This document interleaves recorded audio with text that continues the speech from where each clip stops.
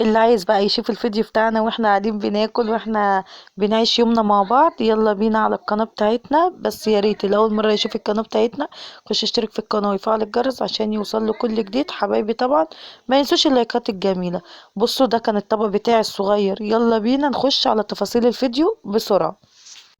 حبايب قلبي عاملين ايه؟ وحشتوني والله. ايه رأيكم بقى في المفاجأة دي؟ رجعنا تاني لنفس المواعين ونفس الحوض، ورجعنا تاني لهم المواعين ده اللي انا اصلا يعتبر ما سبتوش اساسا. دي حاجة، دي كده مواعين الفطار بس، دي مواعين الفطور يعني احنا كده فطرنا تمام.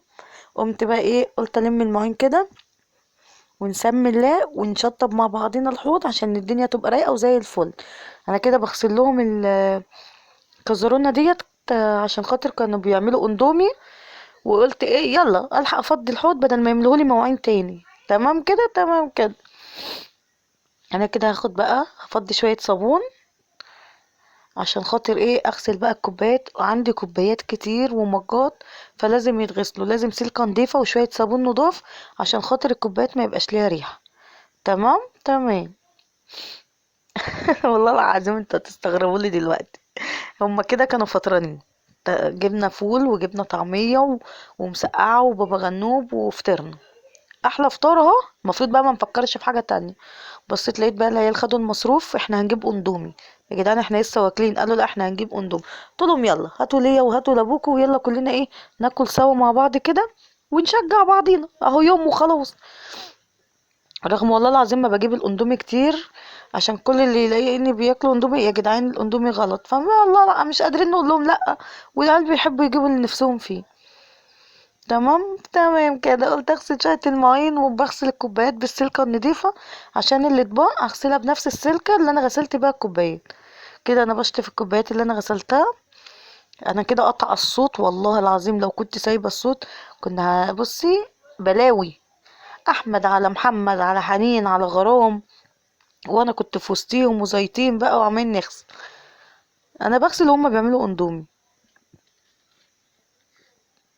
معلش انا بادئها معاكم كده بالمواعين، بس اشارككم ازاي انا معايا؟ لازم تشاركوني يومي. وانا قلت طبعا مش هتاخر عليكم تاني، والحمد لله بدات التزم مع القناه وانزل الفيديوهات عشان خاطر انا اتاخرت. بصوا كانوا هيوقعوا لي الحامل اقسم بالله، وفعلا اتكسر الحامل وهو عليه التليفون، وقع اتكسر. كده انا خلاص شطفت المواعين. دي برطمانات كان عندي فيها سمنه، سيحتها كده وشطفتها وغسلتها. بخليها بقى بحتاج احط حاجه شويه مش، لو عملت شويه مش بحطهم فيها. سمنه جبتها. بصوا بقى انا والله العظيم في اخر اوضه، والناس اللي ماشيه في الشارع الصوت عالي والدنيا زي الفل. انا مش عارفه اروح فين تاني عشان ادمج لكم الفيديوهات. انا بتعب والله على ما ادمج الفيديو دوت واخلصه، بتعب حرفيا جدا. بس يا واد وبس يا بت، وببقى حابسه نفسي في الاوضه. بيطلعوا لي بقى الناس من بره، مش عارفه لازم يمشوا يتخانقوا في الشارع. هي الاماكن الشعبيه كده، حي الشعب دوت ان ما كانش البني ادم يمشي يزعق في الشارع ما يعرفش يقعد. كده بقى انا غسلت المواعين كلها وشطفتها وفرحانه بقى ومزقططه يلا بينا. غسلت المواعين. تعرفوش ان البوتاجاز ورايا مليان مواعين الدنيا والاخره. ايه رايكم في طريقه الفراخ وطريقه السمك؟ انا كده كنت بكلم ابن اخت جوزي كان واقف بيكلمني. احمد طلع معايا قبل كده في فيديوهات تحديات اول ما بدات القناه. وبصوا بقى قاعدين بناكل، بصوا كريم ماسك طبق الاندومي وقاعد مع نفسه، وهنا البنات قاعدين كل واحده ماسكه كيس طبق الاندومي بتاعها. بقول لهم فين طبقي بقى؟ بصوا مصر كلها بصت، بصوا كل واحد واخد طبق قد ايه وانا واخده طبق قد ايه. يرضيكوا يعني؟ احمد بيقول لكم دوسوا لايك. يلا بقى نعمل بقى الاكل كده. قمنا روقت كده ومسحت الشقه، وبصي وخلينا البيت قشطه بامانه. بعت حنين وغرام جابوا لي اكل من بره وجابوا لي قوطه. جبت مكرونه وجبت قوط طماطم كده، وجبت دجاج وفلفل اسمر. بص القوطه تفاح حمرا دم. اعمل بقى كوبايه النسكافيه بتاعتي. ما اعرفش بقيت مدمنه. انا يا لو انا تعبت عايزه امنعه مش عارفه والله العظيم. كده جبت بصلتين 3 بصلات هقشرهم عشان خاطر اعمل التقليه بتاعت بتاعه الطماطم. انا مش فاكره انا كده رحت فين وجيت. انا بتتجول في المطبخ. ان انت بعد ما بتروقي وتنضفي وتغسلي المواعين والدنيا بتبقى زي الفل، تبصي تلاقي حاجه طلعت لك مره واحده كده. ما لقيتش بصل احمر، جبت بصل ابيض، بس والله العظيم حلو برضو، طعمه حلو جدا، بس هو الاحمر يعني. جبت الثلاث بصلات بالظبط، ان انا مش عايزه فيها بصل كتير. هخرطهم بقى على ايديا، مش هضربهم في الكبه.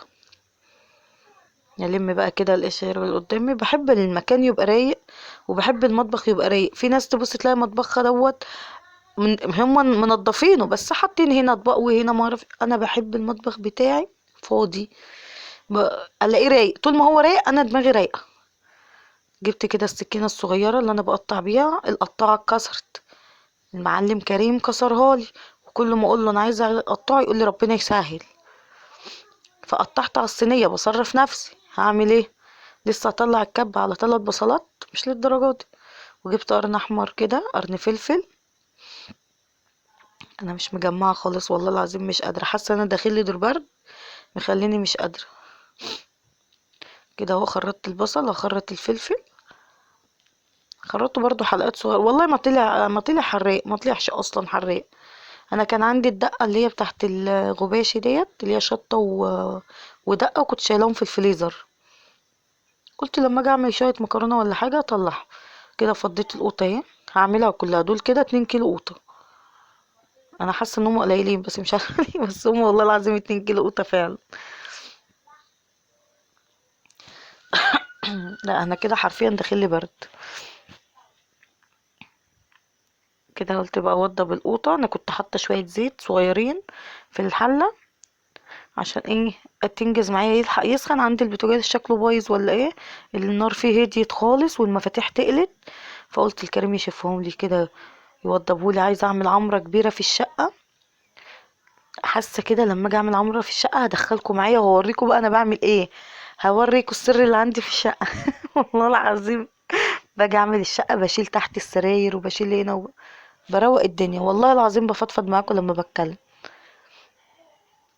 كده بقى التوابل بتاعتنا، حط دجاج وملح وفلفل اسود ومعلقه سكر عشان خاطر الحموضه.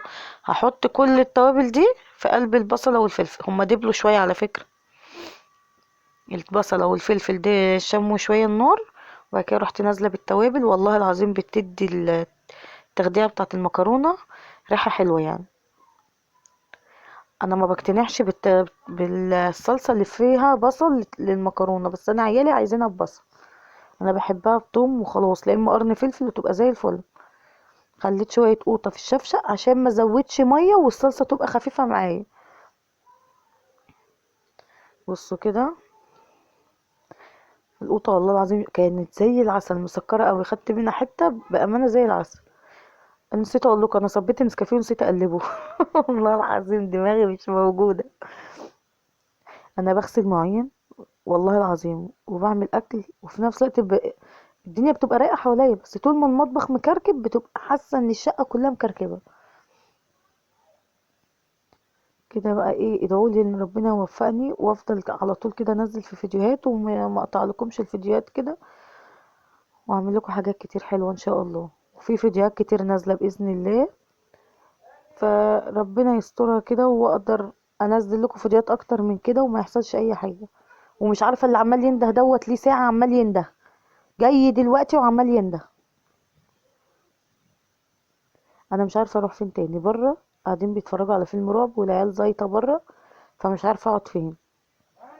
اهو اكتم الفيديو كده يا جماعه. والله حاولت اقطع الفيديو عشان الصوت، عشان خاطر عمال ينده دوت. من ساعه ما قلت انا هدمج الفيديو وهو يا هاني يا هاني، مش عارفه فيه ايه. كده خلاص اهو حطيت القطه بتاعتي كلها وبقلبها. والله العظيم ريحتها كانت جميله قوي.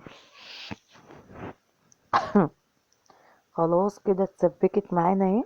بصوا الشكل الجميل كده، جميله والله العظيم. كده انا خلاص خلصت، هطفي عنها البوتاجاز بقى. بصوا نقصت ازاي رغم انا مش حاطه لها ميه، بس سبتها اتسبكت مع نفسها. كده بقى قلبت المكرونه، كنت سلقت المكرونه عشان اوريتها لكم كذا مره وانا بسلقها. ولفيت المكرونه زي ما انتم شايفين. بصوا بصوا الواحده بوحدتها ازاي، ولا معجنه ولا اي حاجه.